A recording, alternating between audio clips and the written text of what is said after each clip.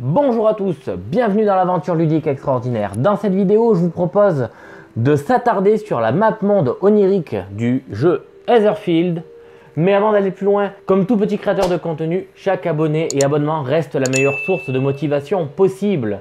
Du coup, je compte sur vous.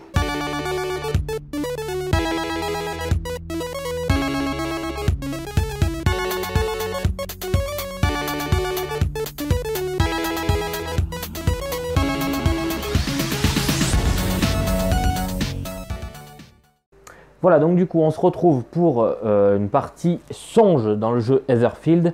Donc ça sera plutôt consacré vraiment à la map monde onirique. C'est-à-dire une partie de jeu qui est vraiment peut-être pas la plus fun lorsque vous allez jouer à Etherfield. Vous allez très vite vous en rendre compte. Mais pour le moment on ne peut pas faire ça, il faut absolument passer par là.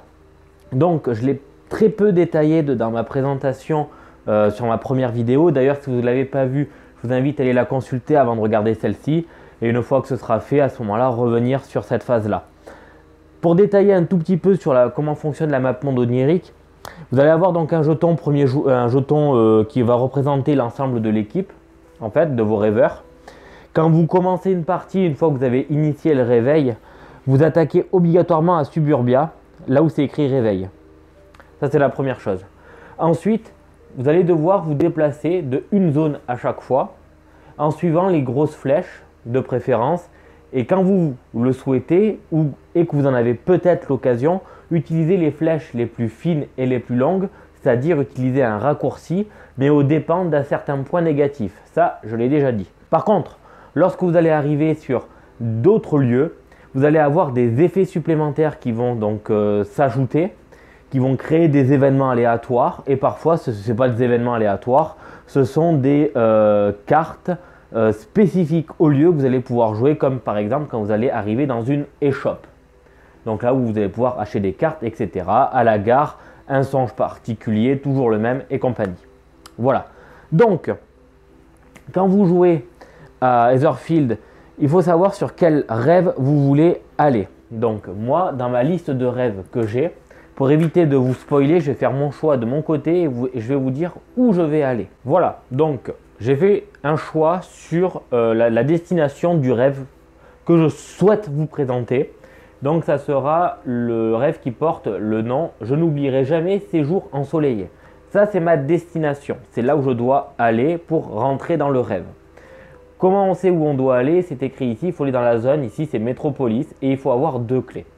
Là, pour le moment, quand je consulte mes archives, je n'ai pas de clés. Comment on fait pour les obtenir? Il suffit de faire un petit circuit, de préférence le plus optimisé possible pour déclencher le moins d'événements possible, pour aller chercher ces 2 clés en question. Donc, comme je vous disais, lors de vos déplacements dans des lieux de la map monde onirique, vous allez déclencher des événements, des cartes destin, mais aussi trouver directement des clés.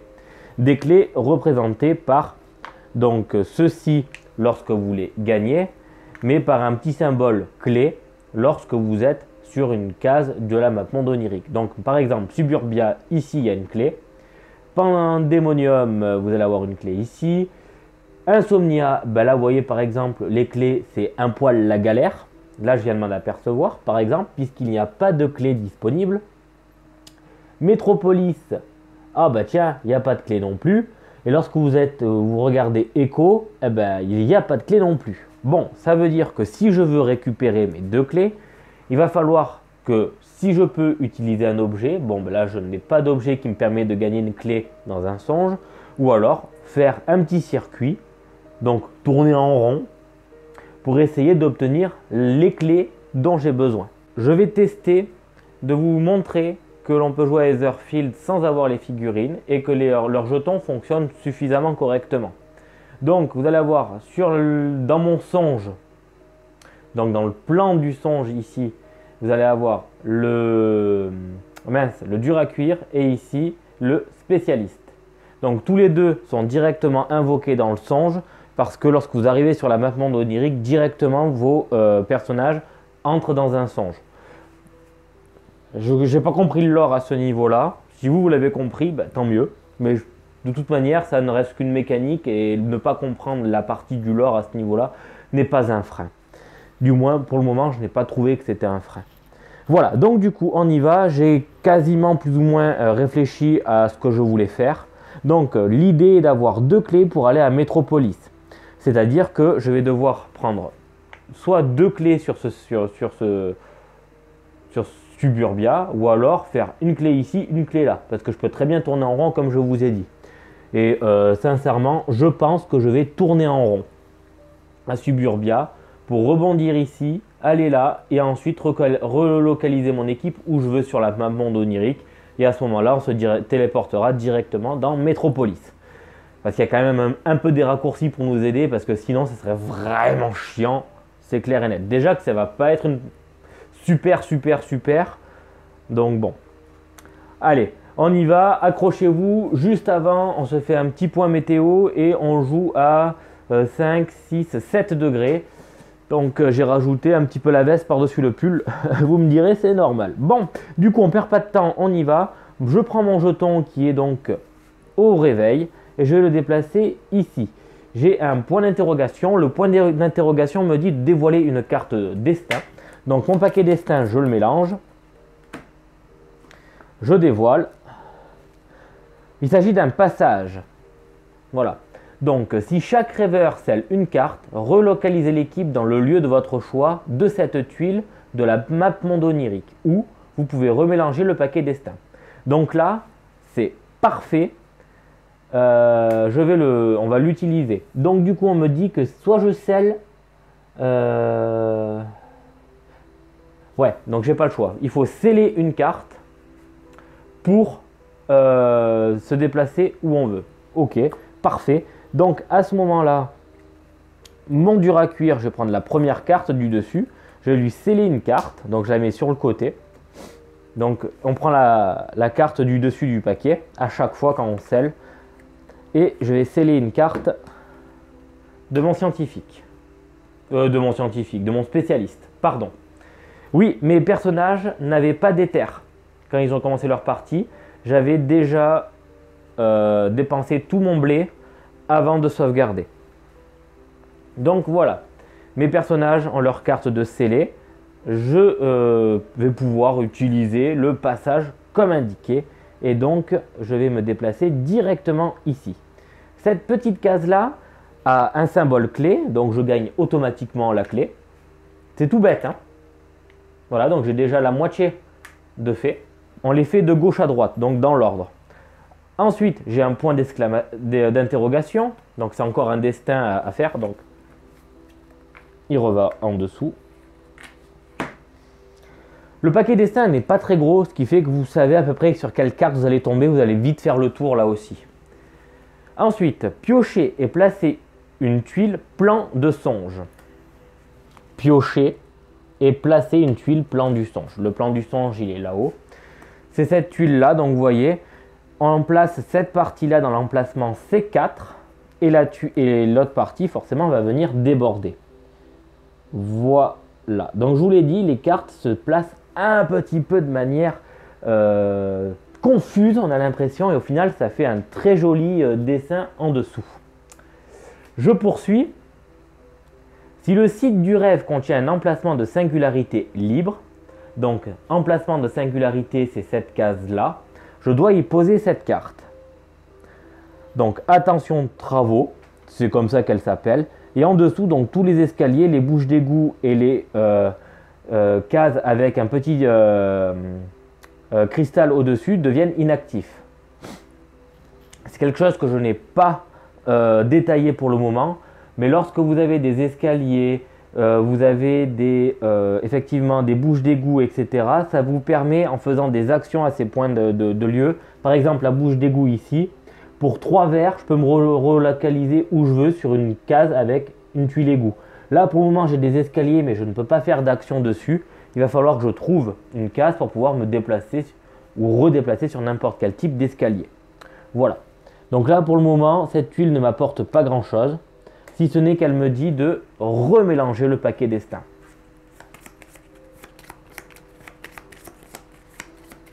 Peut-être allons-nous retomber sur la carte passage de tout à l'heure.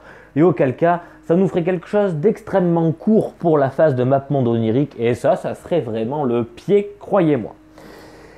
Ensuite, on a un point d'exclamation dans un fond rouge. Donc là, c'est une tuile songe que l'on tourne, que l'on dévoile. Donc là, il s'agit des dégénérés. Donc là, c'est une entité, en fait. Et je vais vous expliquer un petit peu comment on lit une carte entité, parce que j'ai parlé des entités sans les avoir détaillées. Donc là, ici, il est dégénéré. Il a deux manières d'être vaincu, si on veut, soit par une phase d'assaut, soit par une phase de contact. Donc l'assaut, quand vous avez un chiffre avec un petit symbole gris qui représente un personnage, il faut faire 6 dégâts rouges par joueur. Donc là, j'ai 2 rêveurs, il faut que je lui fasse 12 au total. Quand c'est le cas, je défausse ce dégénéré et je place un jeton menace dans sa case. Ah, ok, donc là, du coup, il n'est pas forcément vaincu. Ou du moins, s'il est défaussé, j'ai de placer un jeton menace. C'est la première fois que je tombe dessus, lui. C'est pour ça. Je ne le connais pas du tout. Contact 3, je déplace le dégénéré d'une case dans la direction de mon choix. D'accord. Quand tous les dégénérés ont été défaussés, c'est la victoire.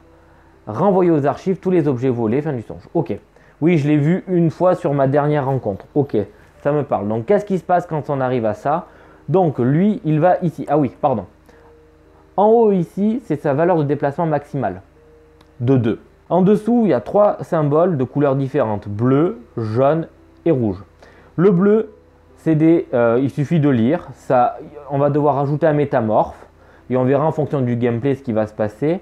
En jaune, généralement, c'est ce qu'on appelle les actions de base, et ensuite en rouge, ce sont les actions spécifiques. Sur le papier, on est censé retrouver dans les cartes de tour beaucoup plus d'actions jaunes que d'actions rouges, par exemple. Si on vient ne plus avoir de tours, vous allez me dire, on n'a pas parlé de tours, si en haut à droite, 4 tours. Donc si en 4 tours, on n'a pas réussi à remplir la mission, quand on n'a plus de tours, renvoyer au marché des objets, tous les objets volés. Fin du songe. C'est-à-dire que là, ces dégénérés vont venir nous shipper nos objets. Donc vous dire quel objet? Eh ben, c'est les objets qu'on a là, les objets qu'on a là, j'imagine. Voilà. Et ça, quand on dit de les renvoyer au marché des objets, c'est-à-dire qu'on ne les a plus. Ça, c'est très casse-pied. C'est-à-dire que là, on va devoir générer 3 dégénérés en tout. Pourquoi? Parce que c'est nombre de joueurs plus 1. Et voilà, et après, ils disent voilà, d'utiliser les humains changent forme pour les dégénérer.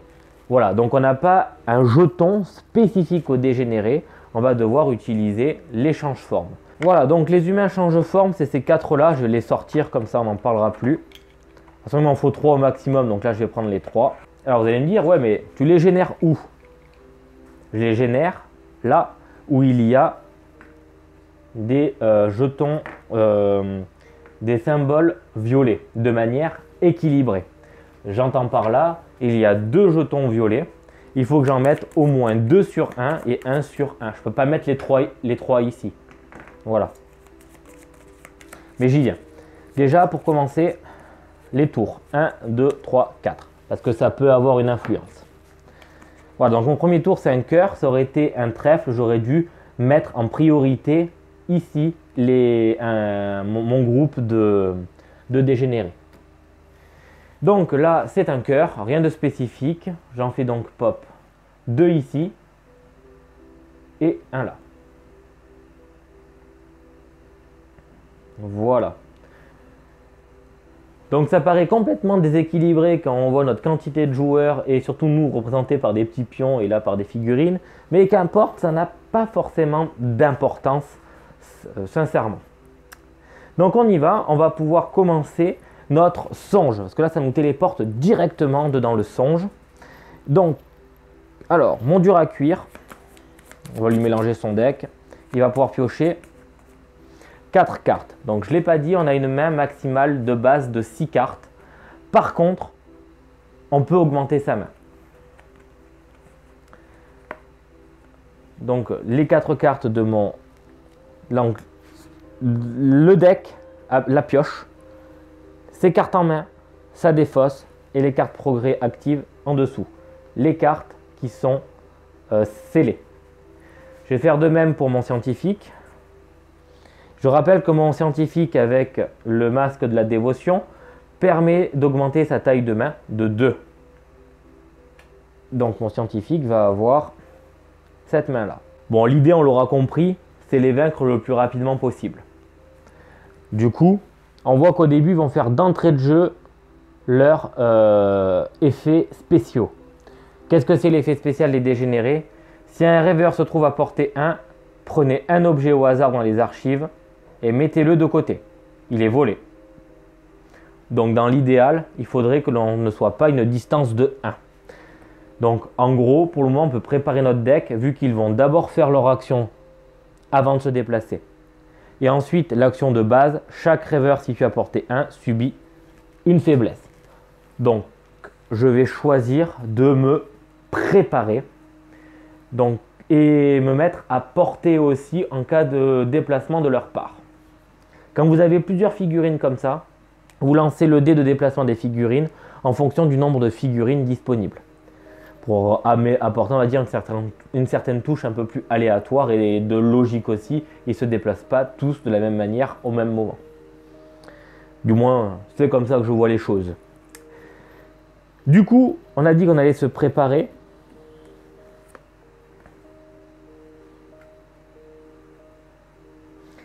Je vais jouer cette carte pour pouvoir me déplacer de 1 avec mon bonhomme. Et c'est tout ce que je vais faire. Donc, il passe, en l'occurrence, après. Pour ce qui est du spécialiste, il va faire quelque chose un peu du même acabit. Ouais. Okay. Il a une carte progrès qui est intéressante avec les bâtisseurs. Le nombre maximal de vos cartes progrès actives est augmenté de 2, donc il faut que je la pose. Et ensuite, à chaque fois que je vais remélanger mon paquet influence, donc c'est-à-dire perdre une faiblesse ou sceller des cartes, je vais pouvoir me défausser les 3 premières cartes de mon paquet, de mon deck, pour pouvoir poser sur une carte progrès elle aussi, donc un jeton comme, un marqueur comme ça là, pour charger les cartes. Donc très fort cette carte. Donc je vais le faire. Je vais défausser ces 2 cartes là pour faire 2 et 2, 4. Ajouter au progrès, placer cette carte pour 4 jaunes. Donc c'est ce que je fais. Allez, ok, comme j'avais compris que ça allait très vite me gonfler, j'ai pris un surplateau. Donc celui-ci est amovible. Vous l'avez déjà vu dans beaucoup de vidéos, genre quasi tous les Solomon Kane. Très pratique, beau travail d'ailleurs de la part de Spider Mind Game qui ont fait un Kickstarter il y a à peu près 2 ans sur ces plateaux amovibles. J'en suis très satisfait. Pour preuve là, il me dépanne parfaitement. Donc il y aura des petites coupures quand il va y avoir des passages entre j'ai besoin d'un peu plus de place pour vous montrer un peu plus de trucs. Ou alors vous allez voir beaucoup moins les cartes. Je vais voir comment je vais m'organiser là-dessus. Désolé d'avance d'ailleurs. Donc du coup, on perd absolument pas grand chose en visibilité. Vous avez toujours les cartes objets disponibles et communes ici. On a toujours notre jeton de l'heure ici à hauteur de 4 et notre paquet songe là-haut et le nombre de tours. Alors hop là, je vais faire ça pour donner un peu plus de luminosité. Voilà. Et bien voilà, on est pas mal. Bon, alors du coup, je reprends. J'ai posé auprès du spécialiste sa carte progrès en ayant dépensé 4 jaunes, tout simplement. Et ici, j'ai dit que j'allais attendre avec le dur à cuire en ayant avancé de 1, ce qui sous-entend que mon spécialiste, lui, n'a pas bougé. Donc, je viens de terminer le tour de mes rêveurs. À ce moment-là, tour numéro 1, les dégénérés font leurs effets spéciaux, donc à portée de 1. Il n'y a personne à portée de 1. Quand on dit à portée de 1, c'est adjacent. Mais ça veut dire aussi inclus la case dans laquelle ils sont. C'est jusqu'à une case. Par contre, les murs, j'ai expliqué qu'on ne pouvait pas les traverser. Ça veut dire que ça annule aussi la portée. Et après, leur effet de base, c'est à portée de 1 aussi. Il n'y a personne, donc ils vont pouvoir se déplacer. Donc on va jouer celui-ci. Il va se déplacer comment? Donc là, vous avez une flèche simple. Vous avez une flèche avec les petits traits. Les flèches avec le petit trait reprennent le déplacement de base des dégénérés. La flèche sans les petits traits sur la partie gauche signifie qu'il y a un déplacement de une case uniquement. Avec le plus, c'est une case supplémentaire et ainsi de suite. Donc j'ai fait un déplacement de 1, on va dire pour lui. Voilà, donc eux c'est pareil, hein, ils ne se déplacent pas en diagonale. Son pote de la même case se déplace de 1 aussi. Et leur pote en bas se déplace de 2. Donc 1, 2. Toujours en direction de l'adversaire pour eux, donc moins du rêveur qui est le plus proche. Et après celui qui a le plus de faiblesse. Ou le moins de points de vie. Entendez-le comme vous voulez. Allez, donc du coup, à nouveau à nous. Mon spécialiste a une carte en main. Ça, c'est pas une carte en main, hein, c'est sa carte pour les actions. Donc, il va pouvoir en piocher 4. 1, 2, 3 et 4. Bon, il ne peut pas faire grand-chose là pour le moment, lui. Hein. Il a investi sur l'avenir, mais c'est tout. Et notre Coco, le dur à cuire, déjà 3 cartes en main. Il doit mener sa main jusqu'à hauteur de 6 maximum. Il en piochera 3. Ok. Donc mon bonhomme qui est censé faire un maximum de dégâts, c'est le dur à cuire. Et pourtant, là, je vais être complètement embêté, même très embêté. Les assauts, c'est ce qu'ils appellent pour les affronter ici, tout comme les contacts, ne nécessitent pas d'être sur la case des dégénérés pour pouvoir réaliser ces actions. Ils ont de base une portée de 1, c'est-à-dire qu'en étant adjacent, on peut faire les actions d'attaque et ou de contrôle si on veut. Je vais voir ce que peut faire le spécialiste avant de me lancer avec le dur à cuire. Et au prochain tour, je l'ai pas. Une fois qu'on a fait le tour, tac, on met la carte sur le côté. Donc après, en priorité, ils vont se déplacer. On va essayer d'aller chercher une gemme brillante. Donc il faut défausser 3 cartes influence. Et je joue la N. Quand je défausse une carte, je gagne une valeur de 3 d'attaque et je lance en plus le déchance. Vous allez voir. 3 on a dit. Oui. 3. Ouais, mais je vais en dégager un et c'est tout.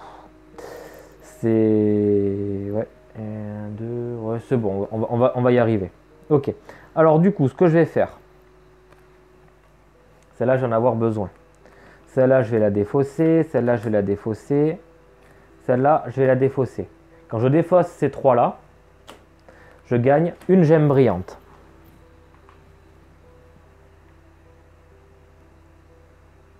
Ok. Ensuite, je vais jouer la carte ici. Et je vais l'utiliser pour le 4 qui est ici. Donc, quand j'utilise un objet commun, il repart dans les objets. Donc, 4. Ouais, 4. Ensuite, je vais me défausser de ma carte là grâce à ma N qui me rajoutera 3. Par contre, je vais devoir lancer le déchance. Donc, pas de négatif sur ça avec le masque de la N. Donc, 4 plus 3, ça me fait 7.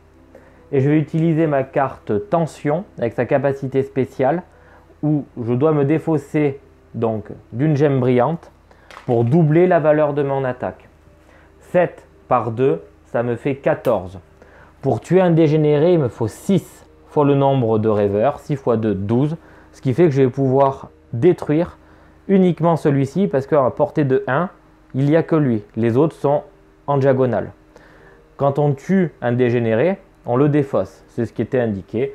On va de suite s'en séparer. Voilà, ces choses faites pour notre ami le dur à cuire. Et il va enfin utiliser sa dernière carte pour se déplacer de 2 et essayer d'échapper à ses poursuivants. Le spécialiste, quant à lui, quoique, pour le moment, j'ai rien dit, je vais garder mon dur à cuire ici. Mon spécialiste, il manque un point d'action. Ah, ça c'est con. Ok, donc on va quand même faire ça. Mon spécialiste est ici. Et après, donc notre dur à cuire va effectivement se déplacer de 2 cases pour essayer d'échapper au dégénéré. Mes 2 rêveurs passent et à ce moment-là, on arrive au tour des dégénérés. Ils commencent déjà par lancer leur dé de déplacement. Le premier va se déplacer de 2, 1, 2. Ils sont en diagonale, donc à portée de rien du tout. Et le deuxième, il se déplace de 1. Voilà. Action de base à portée de 1, ils ont personne. Et ensuite, métamorphe. Donc un métamorphe, c'est ajouter un métamorphe. Générer un dégénéré sur chaque pion menace, puis défausser tous les pions menaces. Donc, effectivement, on avait un pion menace qui devait apparaître lorsqu'un dégénéré venait à mourir. Il devait apparaître ici. Malheureusement, avec le métamorphe, notre opposant, on revient dans la bataille. Fin de leur tour à eux. Il nous restera 2 tours pour tenter de mettre fin à ce songe, du moins le remporter.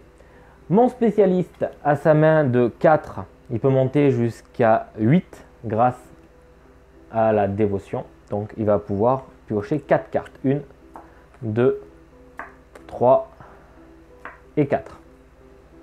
Donc là en termes de force de frappe, il commence à rentrer un peu dans le game, notre spécialiste. Par contre, notre dur à cuire, il traîne un peu la patte quand même.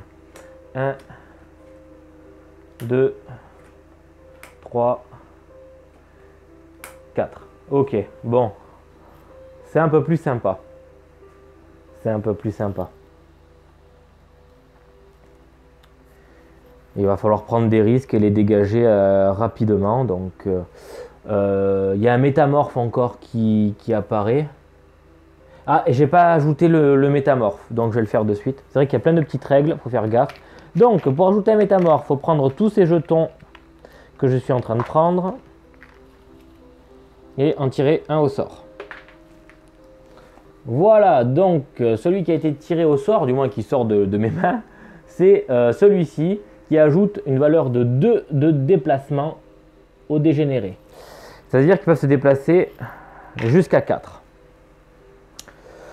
Enfin, de 4 maintenant.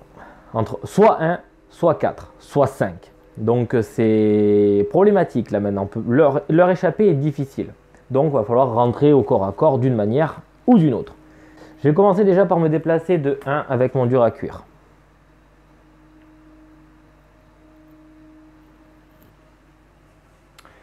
Ensuite, je vais utiliser la capacité spéciale effort de la carte effort. Donc je prends une faiblesse mais je gagne 3 colères sur mon tour de jeu. En contrepartie, on va dire que je m'affaiblis avec l'effort forcément. Donc là je suis à 3 de valeur d'attaque.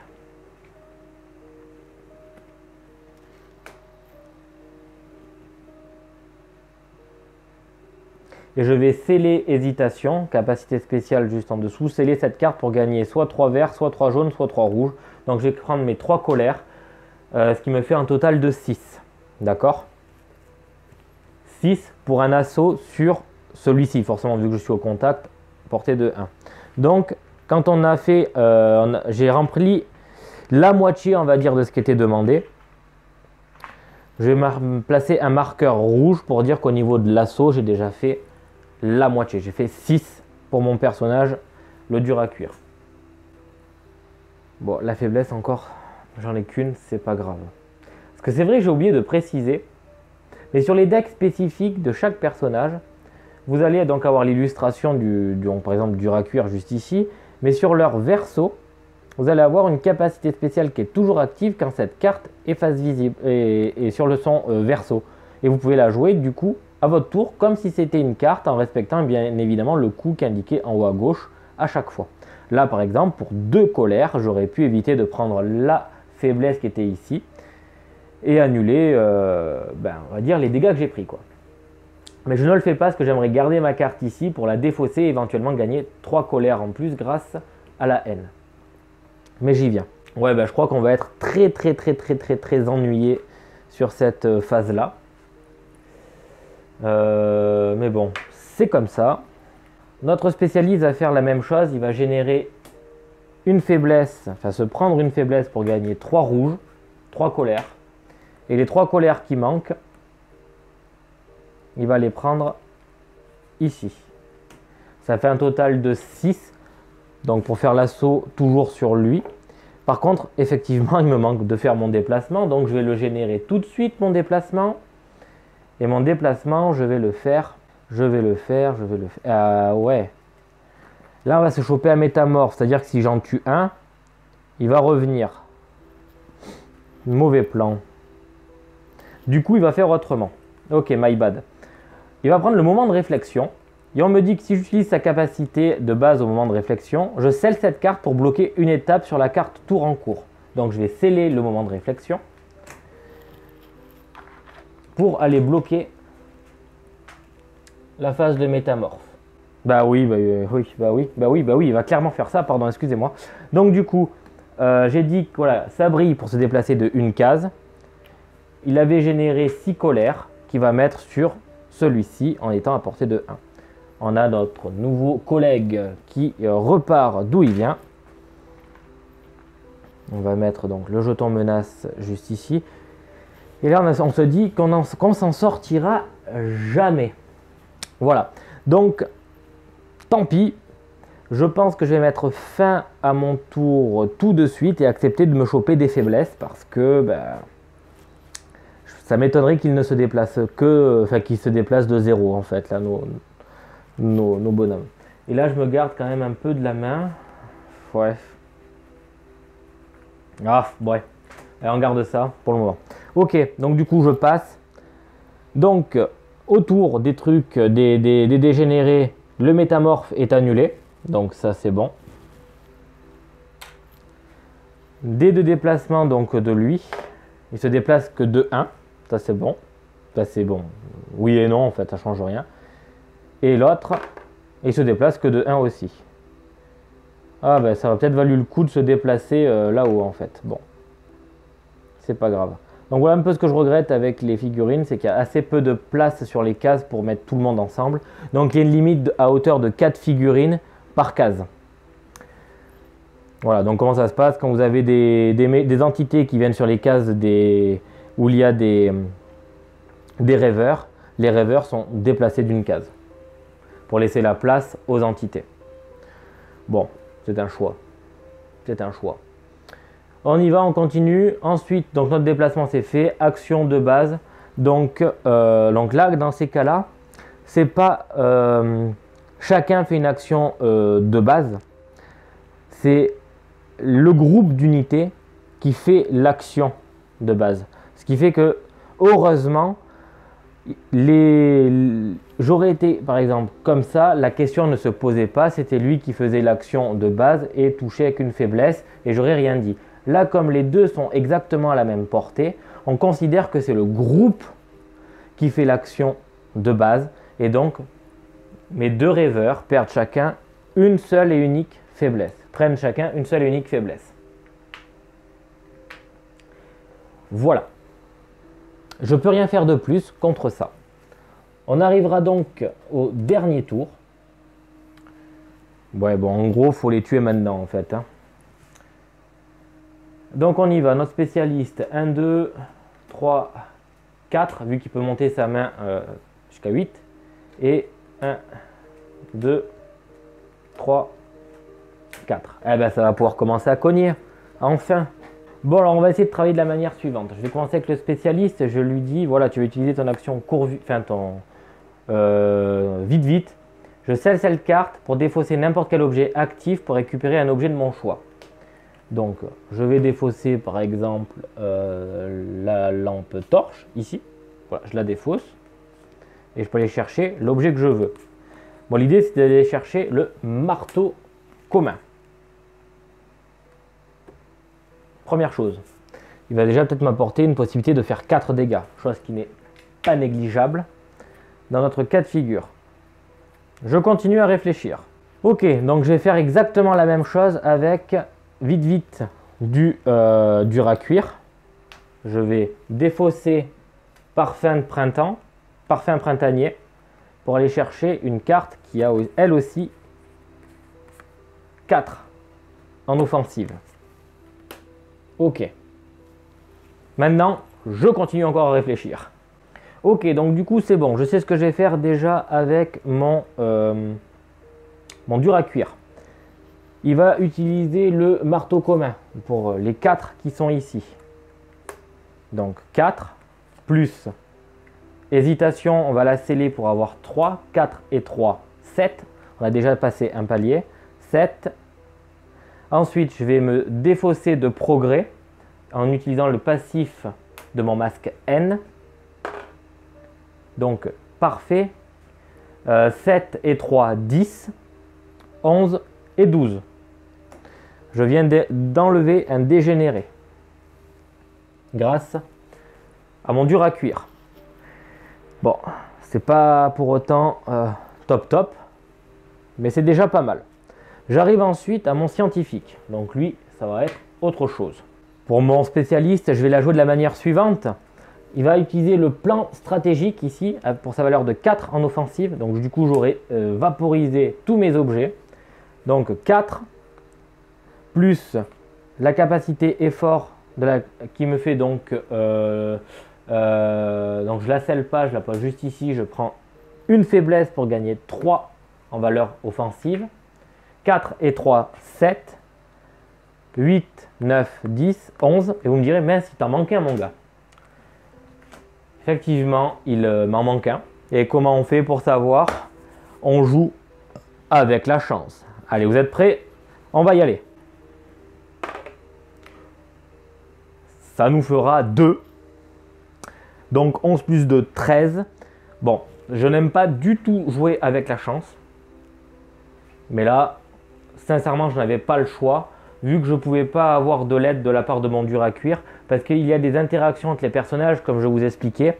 Et dans les cartes sagesse que l'on obtient, il y a une aide qui permet de faire s'entraider les rêveurs. Si par exemple ici, comme pour mon spécialiste, il lui manquait 1 et uniquement 1, mon spécialiste aurait pu défausser une carte qui apportait le 1 qui manquait, donc de la bonne couleur, pour venir l'aider dans sa démarche, quelle que soit la distance. Donc ça, c'est très intéressant, je trouve, au niveau du gameplay. Ceci dit, revenons à nos moutons, 11 et 2, 13, nous avons notre dernier dégénéré qui vient à être tué. Et bien franchement, bien éreintant à affronter. Donc, lorsque l'on vainc les 3, qu'est-ce qui se passe? Oh, c'est vrai que je vous avais dit que j'allais vous montrer l'application. Ben, je vais vous la mettre dans la description quand même, là. Et on verra ça pour la phase de rêve, mais ça va être encore un truc à vous montrer et tout. Et sur la table, il y a déjà beaucoup de bordel, donc on va voir. Donc, lorsque tous les dégénérés sont défaussés, c'est la victoire, tant mieux. Gain butin et renvoyer aux archives tous les objets volés.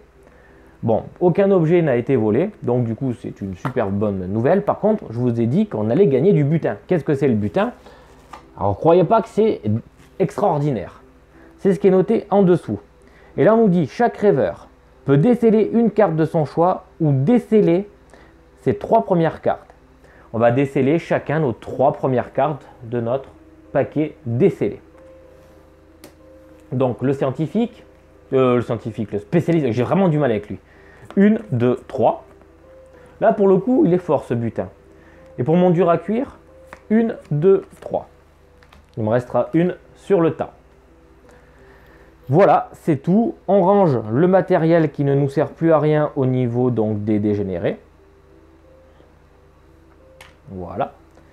Ça, c'est fait. Et on a quand même remporté notre clé à notre tour du songe. Donc, on va revenir à la map monde onirique. Je vais redéplacer ça ici.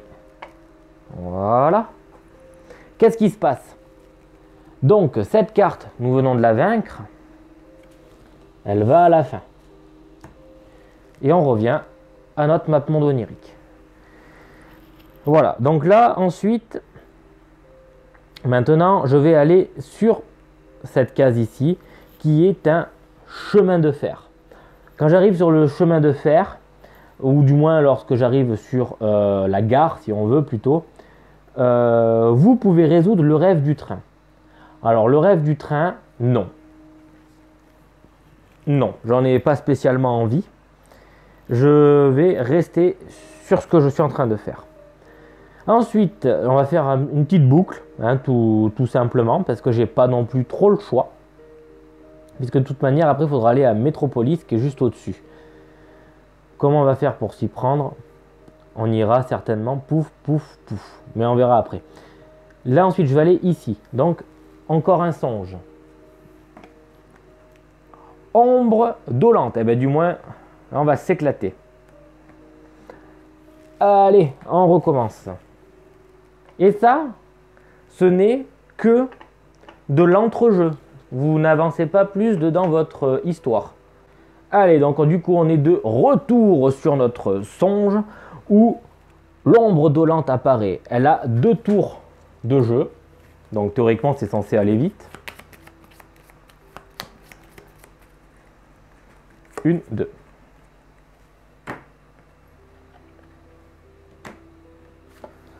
Assaut 8, je gagne un éther, ça c'est cool.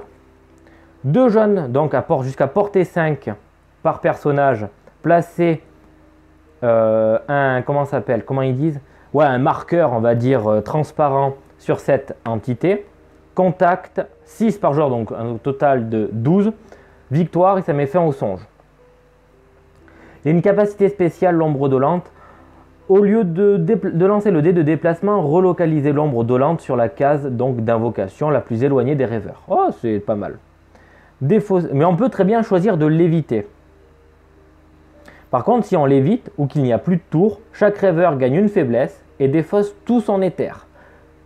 Ça, c'est dommage. Bon, on va essayer de gagner un peu de blé. Ensuite, oui, autre point important de l'ombre dolente, c'est que je vous ai dit que lorsque l'on utilisait, qu'on dépensait 4 jaunes, on allait mettre un marqueur sur cette tuile. Très important parce que si jamais cette tuile n'a plus de marqueur, à ce moment-là, on résout directement la fin de tour. Et donc, on va gagner une faiblesse et perdre tout le blé qu'on aurait, enfin tous les terres qu'on aurait gagné. Donc 2 tours et on doit prendre une créature change forme. Donc les créatures changent forme, on va prendre ça. Ça revient au même. Voilà. Et voilà, je pense pas que ce soit une autre, hein, de toute façon.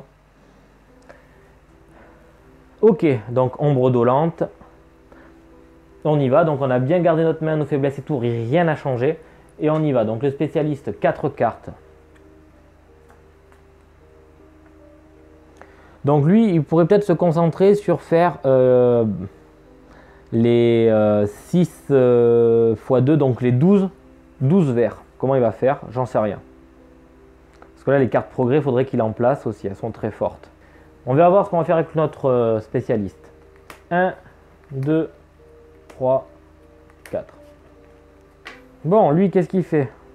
Voilà, donc du coup, après étude de ma main, revérification, recalcul, et ça je vous le passe parce que ça a duré un moment déjà, je décide tout simplement d'éviter l'ombre dolente. Quand je l'évite, je perds tout mon éther, donc j'en avais 0, donc au final je gagne rien, d'accord, je perds rien. La seule chose que je gagne, c'est une faiblesse. Bon, ça commence à faire quand même pas mal. Mais bon, j'ai pas non plus trop le choix. Songe terminé, on repasse à la map monde onirique. Lui, il est à 4. Pardon. Et on va arriver, on va faire un petit tour par l'échoppe. Alors là, l'échoppe, c'est des cartes qu'on a dans nos archives. C'est ces cartes-là, cartes notes.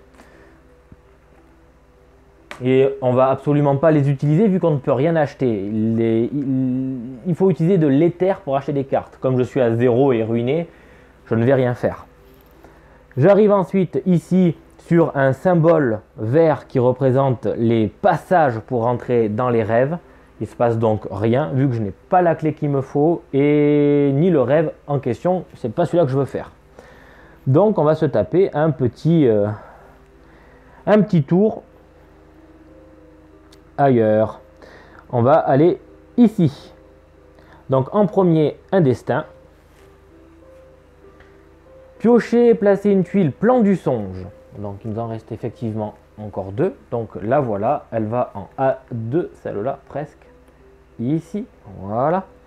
Si le site du rêve contient un emplacement de singularité libre, il est ici. Placez cette carte. Et là, il y a un effet spécial. Ok, bon, ben ça, ce sont les gros bonnets. Lorsqu'il y a un effet spécial de lancer de la part des, en fait, des cartes tours, eh ben, chaque joueur va devoir sceller une carte. On peut s'en débarrasser en allant faire un assaut de 8 par joueur ou un contact de 4 par joueur. Et on pourra aller les défausser. Donc ça peut être très intéressant de faire ça à un moment ou à un autre au cours de notre rêve. Par exemple, bon là je vous ai montré, on est tombé sur pas mal de cochonneries quand même. On peut tomber sur des choses plus sympas qui permettent un peu plus de fluidité pour réaméliorer sa main et ou aller chercher à enlever ces cartes singularités qui nous font caguer.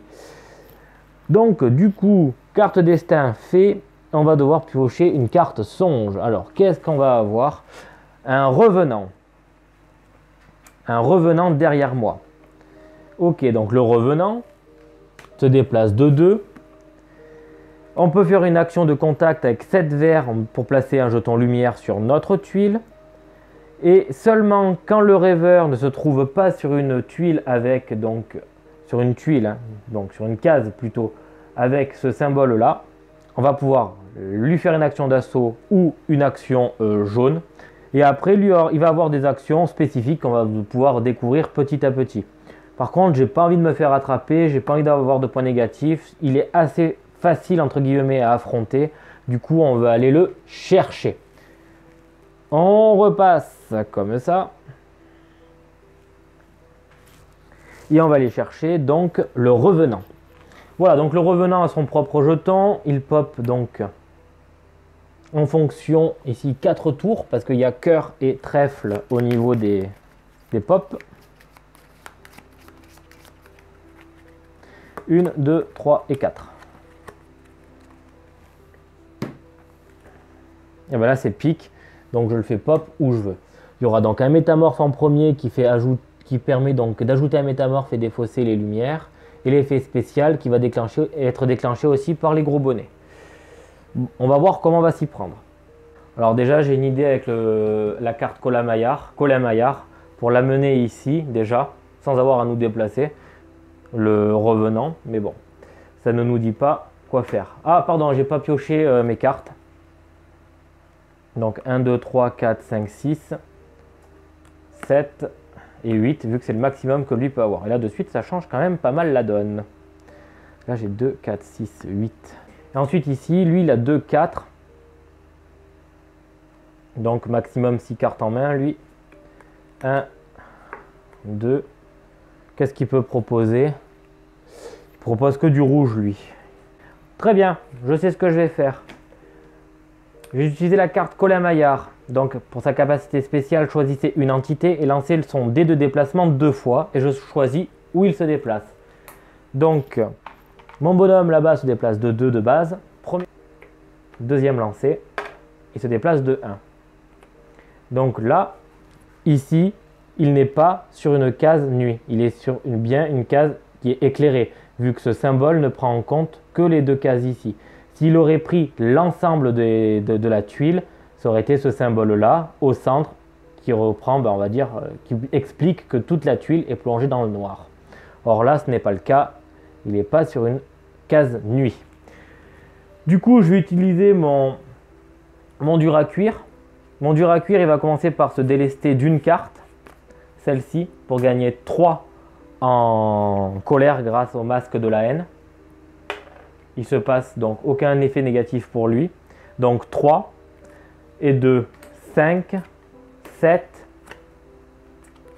8, 10. Donc ouais, là ça m'ennuie un peu. Je vais devoir jouer encore sur la chance. Je n'aime pas du tout ça. Du coup, ben, on va y aller, quoi. Bon. Ce soir, on va dire qu'on est verni. C'est bien.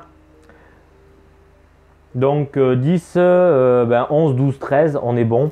On lui fait donc une action d'assaut sur une case qui n'est pas dans le noir. Du coup, en fait, il est cuit.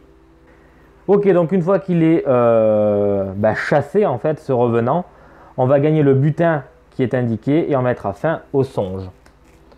Donc, on regarde ici, le butin, chaque rêveur peut sceller une carte pour se soigner de 1. Bon, on va sceller quand même parce que là, on a notre spécialiste qui est un peu à l'agonie. Donc, on y va. Il scelle une carte. Putain, pas la plus mauvaise en plus.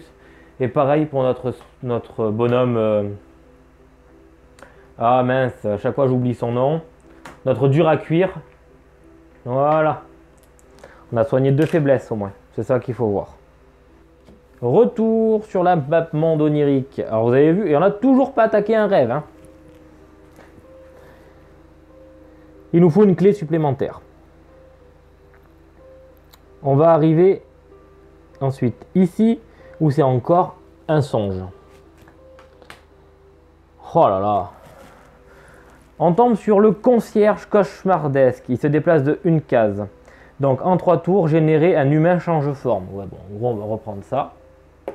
Je vais vous le laisser ici. Peut-être que ce sera plus lisible pour vous. Vous voyez comme quoi l'emplacement des cartes n'a parfois pas trop d'incidence en fait au final. Donc assaut 1 par bonhomme, par rêveur ou contact 1 par rêveur. Placez un pion saleté dans la case occupée par le concierge. Vous pouvez déplacer le concierge de une case dans la direction de votre choix. Lorsque toutes les cases des tuiles B2 et B3 contiennent de la saleté, donc ici, lorsque toutes les cases ont un marqueur, en fait, on peut mettre fin au songe et crier victoire. On a le choix sinon de l'éviter, mais en scellant 3 cartes. Non, on va l'éviter, du coup on ne va pas piocher de cartes supplémentaires. On va rester où on est.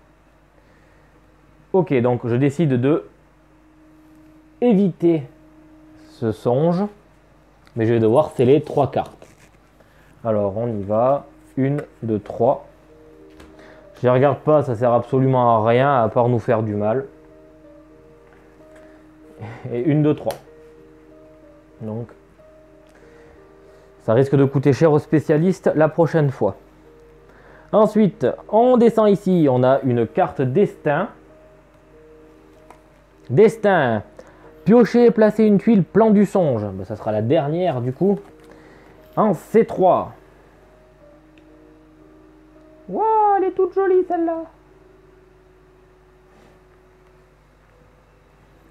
Si le site du rêve contient un emplacement libre de singularité, placez-y cette carte. Ce n'est pas le cas. Donc, on le défausse ce destin. Mais on aura quand même dévoilé une carte supplémentaire. Un petit raccourci peut-être pour aller là. Ici, on va pouvoir dévoiler une carte. C'est intéressant. C'est intéressant. Alors, des cartes dévoilées, donc ça veut dire que des cartes qui sont sur leur verso, qu'on repasse sur leur recto. Voilà. Donc, c'est fait, pardon. C'est terminé. Et ensuite, on revient ici. On va pouvoir gagner la clé qui nous manque. Donc on a bien nos 2 clés qui étaient nécessaires pour aller à l'emplacement pour notre rêve. Mais on doit quand même dans tous les cas faire une action du paquet de destin. Point de fuite. Chaque rêveur scelle 2 cartes ou cherche la carte face delta dans le paquet songe, puis remélanger le paquet delta et on la remet au fond du paquet. Je vais sceller 2 cartes. Alors le problème c'est que si je décèle, je dois remélanger le paquet de mon spécialiste aussi. Ça faut le prendre en compte, ça veut dire qu'il va prendre une faiblesse. Donc non, je vais remélanger mon paquet songe, pas de problème. Donc quand on vous demande de remélanger le paquet songe, vous allez chercher la carte delta, vous la remettez au fond et vous remélangez votre paquet songe. Donc c'est à dire que toutes les merdes qu'on a affrontées vont revenir sur le devant de la scène. Voilà. Bon, en même temps, on n'a jamais dit que c'était un jeu qui était facile. Il est long, lent, ça je pense que vous l'aurez compris, mais absolument pas facile. Et ensuite, donc on a notre clé, on va dévoiler un songe. C'était 1, 2, 3. Ah ouais, à un prix c'était con. Bon, tant pis, on dévoile un songe. Et on arrive au change-loup. Oh, qu'est-ce que c'est ce truc? Oh, il pique celui-là. Assaut 9 pour s'assurer la victoire et 9 par joueur, enfin par rêveur. Renvoyer la tuile de l'entité au secret, gain de butin. Bon, en fait, une fois qu'on le tue, on le tue. Donc c'est pas plus mal. Par contre, il tape fort et loin. Si je l'évite, un rêveur au choix subit 3 faiblesses et l'autre rêveur en subit une. Autant dire qu'il pique. Ok. Eh ben on y va. On va se le farcir. Allez, on va aller chercher le jeton du change-loup. Donc le change-loup, il va pop ou il va pop. On va voir. Donc 4 tours à générer. Le problème, c'est qu'on n'a pas encore posé de carte progrès. C'est ça le truc. 1, 2, 3, 4. Et ça, mine de rien, c'est pénalisant. Et il va pop en trèfle.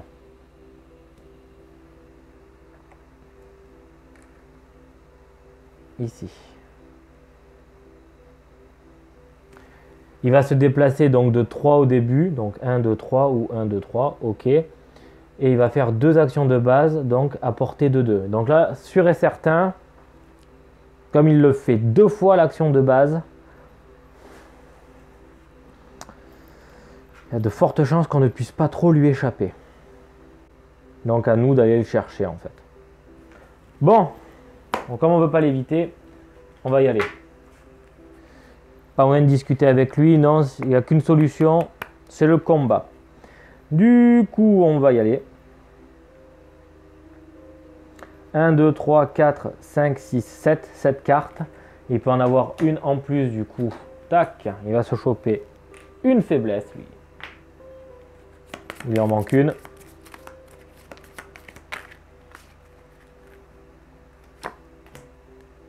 Ouais, en plus, on ne récupère pas la meilleure carte. Notre bonhomme ici peut en choper 4. 2, 4. Parfait. Ah ouais, j'aurais pu lui poser... Alors, pardon, autant pour moi. Pour le spécialiste, j'ai oublié qu'il avait sa carte progrès bâtisseur. Je vais pouvoir mettre les 3 premières cartes du paquet dans la défausse. C'est super important. Parce que je gagne en fait une gemme bleue. Et ça peut être très important. Donc la carte que je vais piocher sera... Bah ça sera pas mieux. Bon, l'idée est de préparer notre groupe à faire un maximum de dégâts. Du coup, ce que je vais faire, je vais déjà commencer par éloigner ma cavalerie du change-loup. Et je vais le faire de manière assez peasy, sans prise de tête. Je vais faire 2 déplacements avec cette carte de mon spécialiste. Il va arriver ici. Je vais faire un déplacement supplémentaire avec Sabri. C'est dommage hein, si je fais ça. Ouais, ben je vais le faire quand même. Voilà, donc il arrive ici. Et pour annuler cet effet mauvais, là, cette carte gros bonnet, je vais faire une action de contact donc, de 4 par 2, donc 8, 2, 4, 6 et 8. Du coup, ce gros bonnet est défaussé. On n'aura plus d'effet négatif à ce moment-là. Ensuite, mon dur à cuire, il va pas faire grand-chose. Hein. Il va se déplacer de 4 et il va mettre un jeton lumière là où il arrive. Voilà ce qu'il va faire, c'est tout. Ça sert à rien. Hein.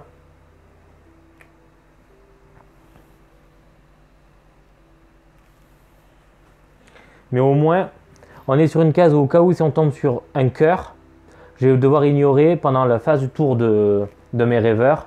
On ignorera les faiblesses de prise. Donc c'est plutôt pas mal. Les faiblesses. J'appelle ça les faiblesses, mais j'ai bien l'impression que c'est un autre nom. Les blessures, ok. Bref. Ok, donc je passe avec mes rêveurs. Du coup, ça va être à l'entité de jouer. Elle va devoir donc se déplacer. Mon change-loup va se déplacer de 1. Donc il va le plus court, c'est par là. Il ne va pas faire un détour. Donc il se déplace que de 1. Là, pour le coup, c'est ballot. Chaque rêveur, si tu as porté 2, subit une blessure. Là, ils sont bien à portée, bien supérieure. Et fin du tour. Encore un trèfle. On va avoir un effet métamorphe. Là, en plus, ça va commencer à être pénible. Pénible, pénible. Notre spécialiste, 4 cartes. 1, 2, 3, 4. Ok, pas les meilleurs. On peut arriver à 9, je pense, hein, avec ces cartes. 1, 2, même celle-là, on a 3, ça fait 5, 6, 7, 8, 9. Sans problème en défensant tout. Donc, on peut faire quelque chose. Le problème, c'est qu'il faut que notre change-loup vienne à nous. Hop, une faiblesse pour notre pote le dur à cuire. Puisqu'on mélange son deck. Hein.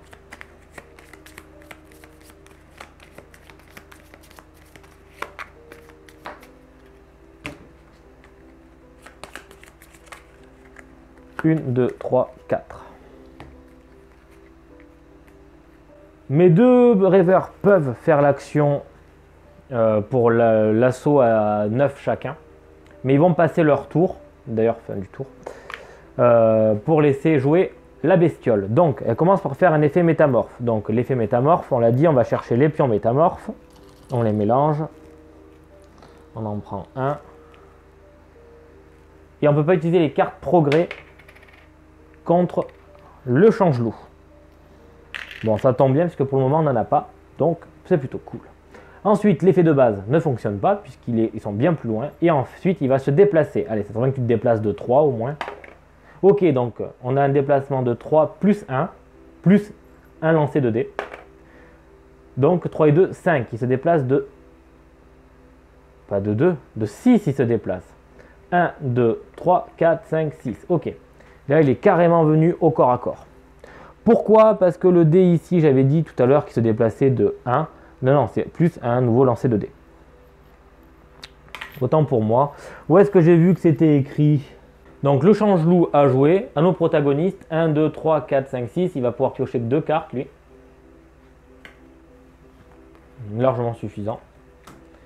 Et lui, 1, 2, 3, 4, 5, il pioche qu'une carte. Allez, du coup, on y va. Premier assaut de lancer par mon spécialiste. 1, 2, 3, 6. J'ai utilisé l'effort, gagner une faiblesse. 6. Ah oui, hésitation, ici, défaussé. On arrive à 9. Du coup, on va mettre un marqueur assaut sur le change-loup.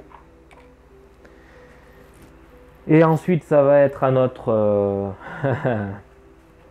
dur à cuire. Il va se défausser d'une carte, donc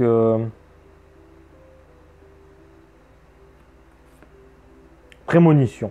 Non, cette carte verte, il va la défausser pour gagner 3 grâce à la haine. Pas d'effet négatif. Donc 3, hésitation de sceller, 3, 6, 7, 8, 9. Le change-loup a bien ses 2 fois 9.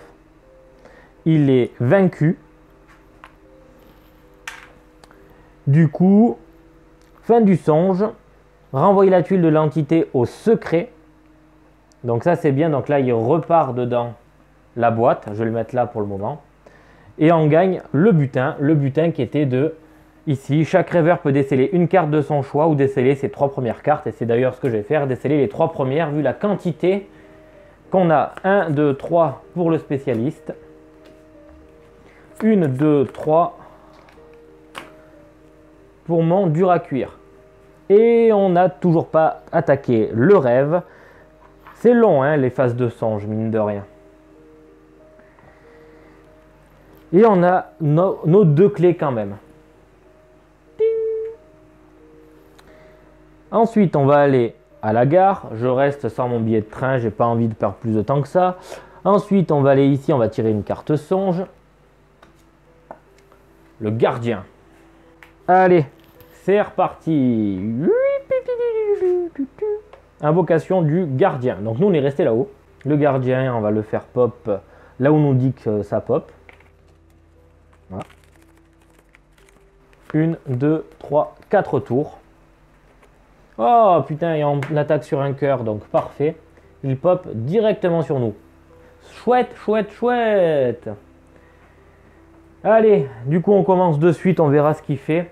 Mais l'idée c'est soit on fait un assaut de 20 en tout pour le tuer, soit on fait un contact de 10. Tout bêtement, entre guillemets, tout bêtement. Mais un contact de 10 tout court. Je vais faire piocher des cartes à mon spécialiste. Il en a 4, il peut piocher 4 sans problème. Et on arrive à mon dur à cuire. 1, 2, 3 et 4. Eh ben, c'est certainement pas lui qui va faire une action de contact. Il a que 6 là de dispo en contact. Bon, déjà pour mon spécialiste, on va commencer par lui mettre une carte progrès. Donc 2. Ici, elle coûte 4. 3. Et 4. C'est comme ça que je vais faire. Ah merde, elle va me coûter, ça me coûte assez cher quand même. Mais ouais, je vais faire ça. Ça me permet d'avoir un petit peu de place dans ma main. Et encore, je pense que je vais même garder celle-là et demander de l'aide aux collègues. Et il va le faire en défaussant cette carte-là plutôt. Donc 1, ça me fait bien 4. J'ai une carte progrès de poser chez le spécialiste. Yeah, bravo. Ensuite, notre spécialiste va faire Colin-Maillard. Donc on va lancer 2 fois le dé et le déplacer où on veut. Donc le dé de mouvement de l'entité. Donc il se déplace de 2. Première chose. 1 et 2. Et ensuite de 2. 1 et 2. Voilà. Ensuite, je vais défausser ces 3 cartes pour aller chercher un nouveau gemme brillant.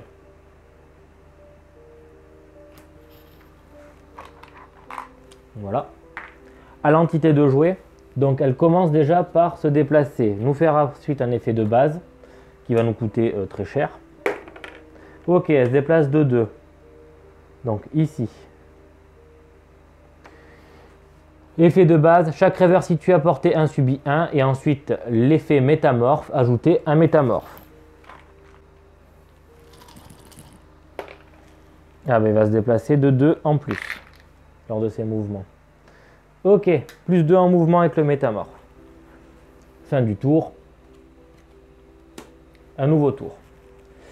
On commencera par un métamorphe, puis un effet de base et ensuite un déplacement. Mais on n'y est pas. Donc déjà lui, il doit piocher une carte. Il va se rechoper une faiblesse. 2, 4, 6. Autant vous dire que lui, il n'est pas très fan de ce qui lui arrive. Hein. Du tout. Donc, je ne vais pas défausser les 3 premières. Par contre, il lui manque 3 cartes à tirer. Les voilà. Et ensuite, mon dur à cuire. 1, 2, 3, 4. Sans aucun problème. Alors, qu'est-ce qu'on peut faire avec tout ce merdier? Ben voilà, on va faire une action de contact toute simple du dur à cuire. Il va se déplacer de 2. Donc, en fait, de 1, ça suffit.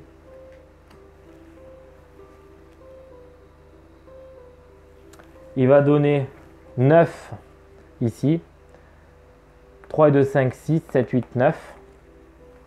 Il va demander de l'aide au collègue juste au-dessus, qui va lui fournir 1 grâce à ça.